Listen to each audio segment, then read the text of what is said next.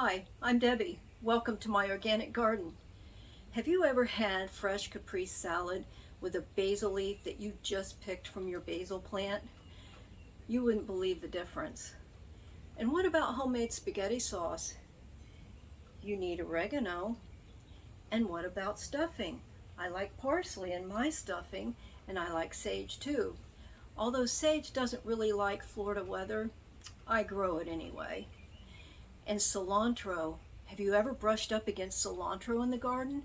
The smell is intoxicating. And if you let it go to seed, then you have coriander. But I don't use the seed for coriander. I want more cilantro, so I plant it. I hope that inspires you to have herbs in your garden or on your porch. Today I'm going to show you how to transplant basil. I'm going to show you how to transplant it in the garden as well as in a pot on your porch. If you can transplant basil, you can transplant any kind of herb. I'm going to mention some dill while I'm at it too. And at the end of the video, I want to tell you a story about an original strawberry girl. The setting is in the 1950s, and it's a true story that I think you're going to enjoy. All I have needs I have not provided. This is the first year that I'm planting basil in with my tomatoes. It's an experiment, but I think it's going to work. Let me show you how to plant basil with your tomatoes.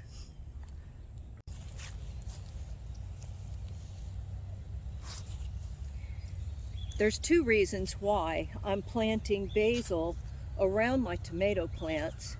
First of all, as the tomato plants grow taller, they are going to provide some shade for the basil plants. So what we do is you want to squeeze these and gently pull the plants out. I'm not going to take a lot of time to separate those. They're so very tender. I'm afraid it's going to damage them if I handle them too much. So I'm going to just dig a little hole, lay them in there. Let me grab some worm castings. You see me use worm castings a lot in my garden. Part of the reason why I do that is because it provides a lot of nutrients that's readily available to the young plants. But this is the first year that I'm planting without using animal manure. There's just a lot of disadvantages right now to using it because of the weed killer that gets integrated in to the animal manure. It actually goes right through the animal and into your soil, and it deforms things like tomatoes and basil. So I'm really depending on worm castings to make up the difference. All done. Aren't they pretty? Broadleaf basil. This here is red leaf basil, another red leaf basil. And admittedly, they do look beautiful right now, but since this is an experiment and I don't know how well they're going to do before they get the benefit of the shade from the tomato plants, because the tomato plants are still pretty young, I've saved some back to plant them in the pots that I have up on my porch. I have had really good success with growing basil on my porch. As a bonus for you, I want you to come with me and take a look. Let me grab my shovel. I have another herb that comes up year after year in my garden. Look at that. Dill. Look here. Look at all the dill that's come up. I don't plant dill on purpose. I did one year, many years ago. So we've got tomatoes and dill growing in the same place, and that's a peanut plant. Isn't that amazing? They grow well together. So what I'm going to do is take some of these dill plants. Look at all of them. and I'm going to put them over in my tomato bed. My experience with transplanting dill is that they don't like to be transplanted. So I'm going to do my best to just pick up a whole chunk of dirt along with the plant and put it in the other bed where I've got my tomatoes, and hopefully it'll continue to grow there. Here is some dill that has not been transplanted, and I want to show you the difference between dill that's been transplanted and dill that has not. And here they are. They were about the same size as the other ones when I transplanted them. So they're just kind of sitting there, but I think they're going to start taking off. If you look close, there's some new growth in there. This pot here has grown many generations of basil.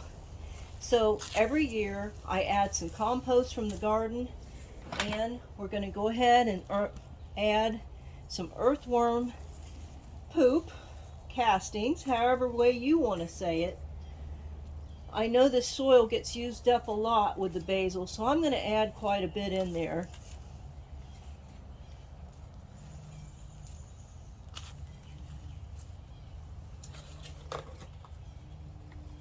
Very gently take them out. I'm not going to separate them. I think handling basil too much really damages them. They're a pretty tender plant, so I try not to handle them any more than I absolutely have to.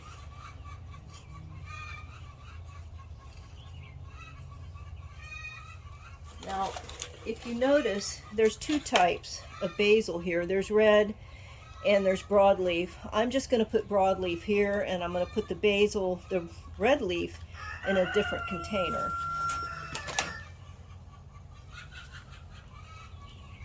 See, if I try to separate those, I'm really going to have to tug on the plants a little too much, and I'm afraid it will damage them. As these plants grow and I see that there's some that just aren't doing well, just take a pair of scissors and snip them out of there. That's easier than trying to separate them at this point, and I think it gives them a better chance of survival. This soil is pretty dry, so I'm going to give it a really good soaking as soon as I'm done. And that's good enough. We don't want too many plants in there. And the rest of these here will go in another bed out in the garden, because I know these are going to be okay. And I'm going to plant the red ones in a pot, and I'll put some of them out in the tomato garden as well.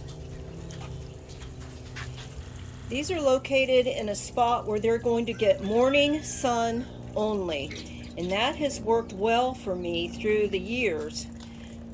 I'm going to let that soak down in there, and I'm going to add some more because that pot has been vacant for several months, and I know that soil is really dry. You don't want to keep it sopping wet. Just make sure the soil is just damp. I hope that was helpful, and I hope you grow a lot of herbs. My friend grew up in the 1940s and 1950s. We live in an area where we grow strawberries through the winter months. She went to schools called strawberry schools. That means they had the winter months off instead of the summer months. The purpose of that was so that the kids could go home and help their families with their strawberry farms. Now, her job as a little girl was to chase the robins out of the fields. Now, if you've ever seen that, you know that's an almost impossible thing to do, but she must have done a pretty good job of it. So every time I hear those booms, I think of my good friend.